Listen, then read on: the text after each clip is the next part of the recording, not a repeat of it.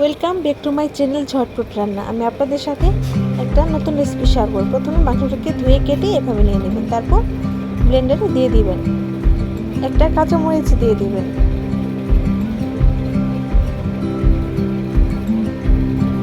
তারপর স্বাদ মতো পেঁয়াজ বাটা, রসুন বাটা আর আদা বাটা দিয়ে দিবেন, স্বাদ মতো লবণ,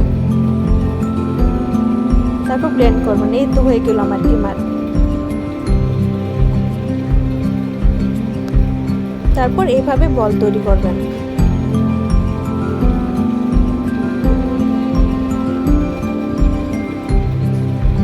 বল তৈরি করার পর গরম পানিতে একটা একটা করে দিয়ে দিবেন।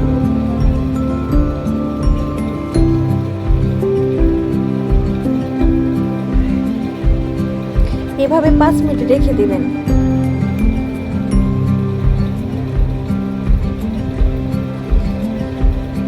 যখন চিকেন বলটা হয়ে আসবে তখন তুলে নেবেন। এই তো হয়ে গেছে।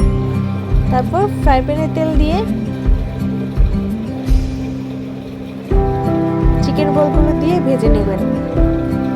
যখন বাদামি কালার হয়ে আসবে তখন তুলে নেবেন। আপনারা চাইলে বাসায় এভাবে ট্রাই করতে পারেন। এই তো আমার হয়ে গেছে ঝটপট রেসিপি। ধন্যবাদ।